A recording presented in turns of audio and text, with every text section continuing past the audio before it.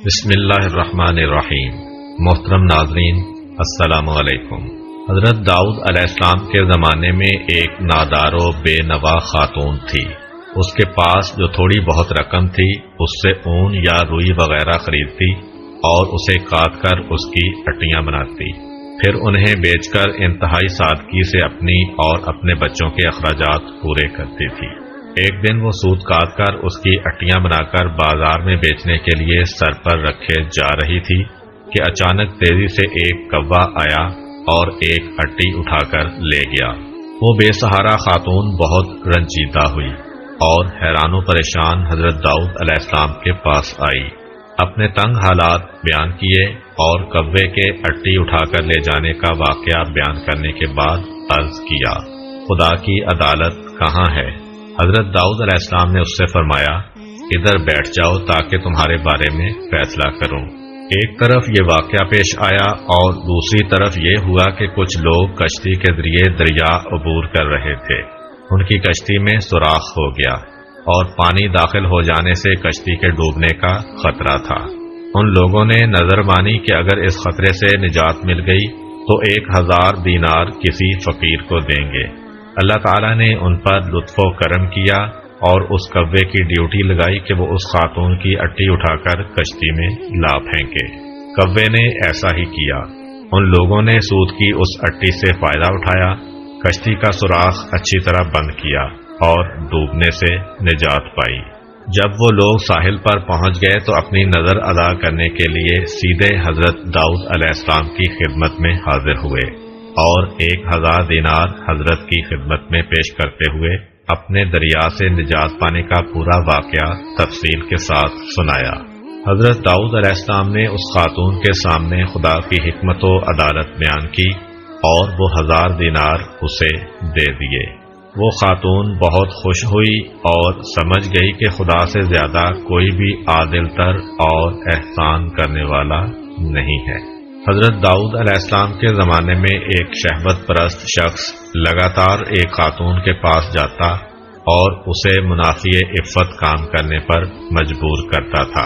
اللہ تعالیٰ نے اس خاتون کے دل میں ایک بات ڈالی کہ اس شہوت پرست شخص سے کہے کہ تو جب بھی میرے پاس آتا ہے اس وقت ایک اجنبی شخص تیری بیوی کے پاس جاتا ہے۔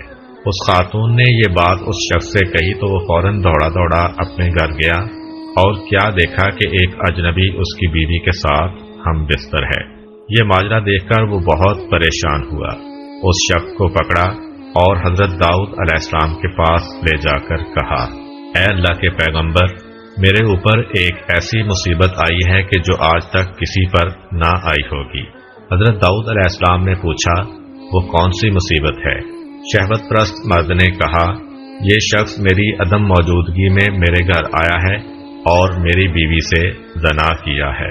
اللہ تعالیٰ نے حضرت داؤد علیہ السلام پر وحی نازل کی کہ اس مرد سے کہو، کما تدینو تدانو، جیسا کرو گے ویسا بھرو گے۔ ایک دن حضرت داؤد علیہ السلام گھر میں بیٹھے ہوئے تھے۔ آپ علیہ السلام کے پاس ایک فقیر اور پریشان حال نوجوان بھی بیٹھا ہوا تھا۔ یہ جوان حضرت داؤد علیہ السلام کے پاس بہت زیادہ آتا جاتا تھا اور بہت خاموش طبع تھا۔ ایک دن حضرت اسرائیل علیہ السلام جناب داؤد علیہ السلام کے پاس آئے اور گہری نگاہوں سے اس جوان کو دیکھا۔ جناب داؤد علیہ السلام نے حضرت اسرائیل علیہ السلام سے کہا، اس جوان کو کیوں دیکھ رہے ہیں؟ حضرت اسرائیل علیہ السلام نے کہا، ہاں، مجھے حکم ہوا ہے کہ میں اس ہفتے کے آخر میں اس جوان کی روح قبض کر لوں۔ حضرت داؤد علیہ السلام کے دل میں اس جوان کے لیے تڑپ پیدا ہوئی اور اس سے کہا، اے جوان، کیا تمہاری بیوی ہے؟ جوان نے کہا، نہیں، ابھی تک میں نے شادی نہیں کی ہے۔ حضرت داؤد علیہ السلام نے اس جوان سے فرمایا، فلاں شخص جو بنی اسرائیل کا مشہور و معروف اور بزرگ فرد ہے کے پاس جاؤ اور اس سے کہو کہ داؤد علیہ السلام تمہیں حکم دے رہے ہیں کہ اپنی بیٹی کو میری زوجہ بنا دو، پھر اس کے ساتھ شادی کرنے کے بعد رات کو اس کے پاس رہو۔ تمہارے زندگی بھر کے جتنے بھی اخراجات ہیں یہاں سے اٹھا کر لیتے جاؤ، البتہ 7 دن بعد دوبارہ میرے پاس آنا۔ حضرت داؤد علیہ السلام کا پیغام اس بات کا موجب بنا کہ اس معروف شخصیت کی بیٹی مذکورہ جوان کی بیوی بنی۔ اس جوان نے حضرت داؤد علیہ السلام کے حکم کے مطابق عمل کیا اور وہ 7 دن کے بعد دوبارہ حضرت داؤد علیہ السلام کے پاس آیا۔ حضرت داؤد علیہ السلام نے اس سے پوچھا، اے جوان، تمہارے یہ دن کیسے گزرے ہیں؟ جوان نے کہا، یہ دن اتنے اچھے گزرے ہیں کہ پوری زندگی میں پہلے کبھی ایسے نہیں گزرے۔ حضرت داؤد علیہ السلام نے فرمایا، بیٹھ جاؤ۔ وہ بیٹھ گیا۔ وہ کافی دیر وہاں رہا، لیکن حضرت اسرائیل علیہ السلام اس کے پاس نہ آئے۔ حضرت داؤد علیہ السلام نے اس جوان سے کہا، اٹھو اور اپنی زوجہ کے پاس جاؤ اور 7 دن کے بعد دوبارہ یہاں آنا۔ وہ چلا گیا۔ 7 دن گزرنے کے بعد وہ حضرت داؤد علیہ السلام کی خدمت میں حاضر ہوا۔ تیسری مرتبہ پھر حضرت داؤد علیہ السلام نے وہی حکم دیا۔ وہ 7 دن بعد پھر حضرت داؤد علیہ السلام کی خدمت میں حاضر ہوا۔ اس دوران میں جناب اسرائیل علیہ السلام تشریف لائے۔ حضرت داؤد علیہ السلام نے جناب اسرائیل علیہ السلام سے فرمایا، آپ کا ارادہ تو یہ تھا کہ آپ 7 دن بعد دوبارہ یہاں پر آئیں گے اور اس نوجوان کی روح قبض کریں گے، لیکن آپ نہیں آئے اور آج تیسرے ہفتے بعد آئے ہیں۔ حضرت اسرائیل علیہ السلام نے کہا، اے داؤد علیہ السلام، اللہ تعالیٰ نے آپ کے رحم کرنے کی وجہ سے اس پر رحم کیا اور اس کی موت 30 سال تک مؤخر کر دی ہے۔ ایک دن خداوند متعال نے حضرت داؤد علیہ السلام پر وحی نازل کی کہ آپ خلادہ بنت اوس کے پاس جائیں، اسے بہشت کی خوشخبری دیں اور کہیں کہ وہ بہشت میں آپ کی ہم نشین ہے۔ حضرت داؤد علیہ السلام نے حکم خداوندی پر عمل کیا، خلادہ کے دروازے پر آئے اور ڈک الباب کیا۔ وہ دروازے پر آئیں اور دروازہ کھولا۔ جو ہی ان کی نگاہیں حضرت داؤد علیہ السلام پر پڑیں تو عرض کیا، کیا اللہ کی طرف سے میرے بارے میں کچھ حکم نازل ہوا ہے کہ آپ علیہ السلام مجھے وہ خبر سنانے کے لیے تشریف لائے ہیں؟ حضرت داؤد علیہ السلام نے کہا، ہاں۔ خلادہ نے پوچھا، وہ کیا ہے؟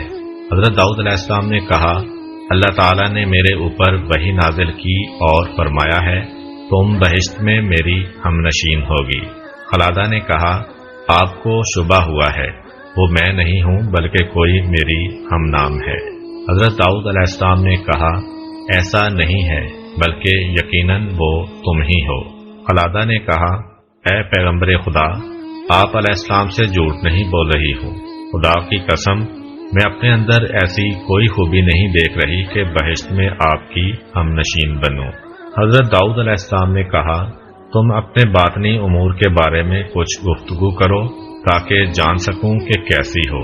خلادہ نے کہا، میں ایک ایسی حالت کی مالکہ ہوں کہ مجھے جو بھی دکھ تکلیف ہو، خواہ نقصان ہو یا کوئی حاجت یا بھوک پیاس، میں نے کبھی اس کے رفع کرنے کے لیے خدا سے نہیں کہا، یہاں تک کہ وہ ذات خود ہی اسے رفع کر دیتی ہے، یعنی میں وہی پسند کرتی ہوں جو میرا محبوب پسند کرتا ہے، اور نہ ہی خدا سے میں ان مشکلات اور نقصانات کے عوض کچھ مانگتی ہوں، بلکہ ہمیشہ اس کا شکر بجا لاتی ہوں۔ حضرت داؤد علیہ السلام راز کی بات سمجھ گئے اور اس خاتون سے فرمایا، تم انہی خوبیوں کی وجہ سے اس مقام پر فائز ہوئی ہو۔ اگر آپ کو ہماری ویڈیو اچھی لگی ہے تو ویڈیو کو لائک کریں اور مزید اس طرح کی ویڈیوز دیکھنے کے لیے ہمارا چینل سبسکرائب کر لیں۔ ملتے ہیں نیکسٹ ویڈیو میں، اجازت دیجیے، اللہ حافظ۔